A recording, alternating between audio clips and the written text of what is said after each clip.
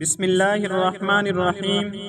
حضرت ابن عباس رضی اللہ تعالی عنہما کا بیان ہے کہ میں حضور اقدس صلی اللہ علیہ وسلم کی خدمت میں حاضر تھا کہ حضرت علی کرم اللہ وجہہ حاضر ہوئے اور عرض کیا، یا رسول اللہ، میرے ماں باپ آپ صلی اللہ علیہ وسلم پر قربان ہوں۔ قرآن پاک میرے سینے سے نکل جاتا ہے، جو یاد کرتا ہوں وہ محفوظ نہیں رہتا۔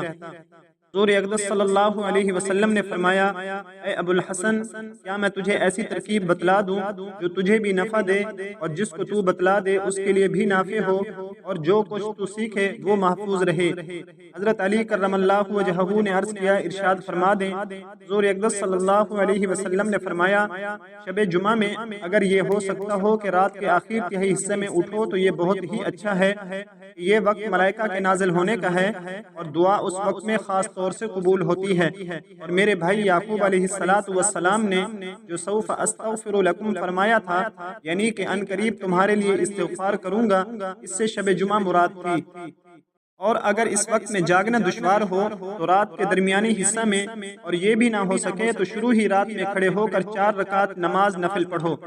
اس طرح کہ پہلی رکعت میں سورہ فاتحہ کے بعد سورہ یاسین، دوسری رکعت میں سورہ فاتحہ کے بعد سورہ دخان، تیسری رکعت میں سورہ فاتحہ کے بعد سورہ الف لام میم سجدہ، اور چوتھی رکعت میں سورہ فاتحہ کے بعد سورہ ملک پڑھو۔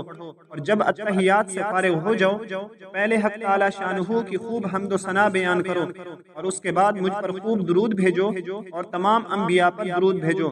اس کے بعد مومنین کے لیے اور ان مسلمان بھائیوں کے لیے جو تم سے پہلے گزر گئے ہیں استغفار کرو، پھر یہ دعا پڑھو۔ دعا کے الفاظ بتلانے کے بعد حضور اقدس صلی اللہ علیہ وسلم نے ارشاد فرمایا، اے علی، اس عمل کو 3 جمعہ یا 5 جمعہ یا 7 جمعہ کر، انشاءاللہ دعا ضرور قبول کی جائے گی۔ قسم ہے اس ذات پاک کی جس نے مجھے نبی بنا کر بھیجا ہے، کسی مومن سے بھی قبولیت دعا نہ چوکے گی۔ ابن عباس رضی اللہ تعالی عنہ کہتے ہیں کہ حضرت علی رضی اللہ تعالیٰ عنہ کو 5 یا 7 ہی جمعہ گزرے ہوں گے کہ وہ حضور اقدس صلی اللہ علیہ وسلم کی مجلس میں حاضر ہوئے اور عرض کیا، یا رسول اللہ، پہلے میں تقریباً 4 آیتیں پڑھتا تھا اور وہ بھی مجھے یاد نہ ہوتی تھی، اور اب تقریباً 40 آیتیں پڑھتا ہوں اور ایسی ازبر ہو جاتی ہیں کہ گویا قرآن مجید میرے سامنے کھلا ہوا ہے۔ اور پہلے میں حدیث سنتا تھا اور جب اس کو دوبارہ کہتا تھا تو ذہن میں نہیں رہتی تھی، اور اب احادیث سنتا ہوں اور جب دوسروں سے نقل کرتا ہوں تو ایک لفظ بھی نہیں چھوٹتا۔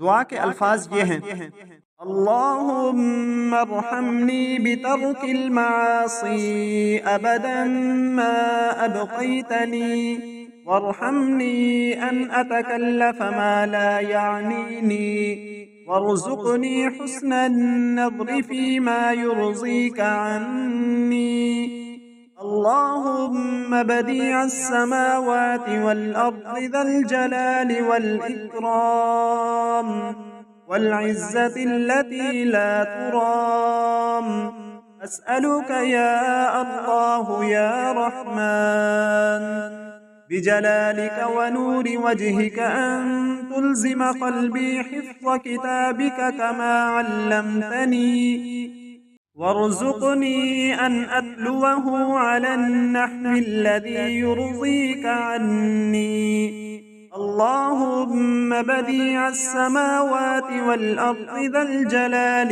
والإكرام والعزة التي لا ترام، أسألك يا الله يا رحمن بجلالك ونور وجهك أن تنذر بكتابك بصري، وأن تطلق به لساني، وأن تفرج به عن قلبي، وأن تشرح به صدري، وأن تغسل به بدني، فإنه لا يعينني على الحق غيرك ولا يؤتيه إلا أنت، ولا حول ولا قوة إلا بالله العلي العظيم۔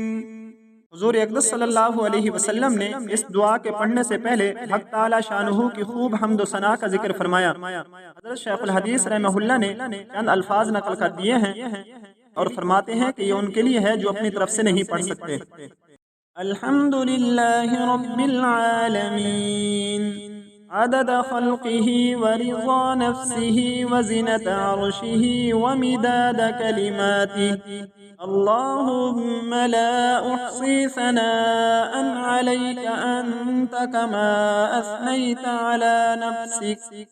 اللهم صل وسلم وبارك على سيدنا محمد النبي الأمي الهاشمي وعلى آله وأصحابه البررة الكرام وعلى سائر الأنبياء والمرسلين والملائكة المقربين. ربنا اغفر لنا ولإخواننا الذين سبقونا بالإيمان ولا تجعل في قلوبنا غلا للذين آمنوا ربنا إنك رؤوف رحيم.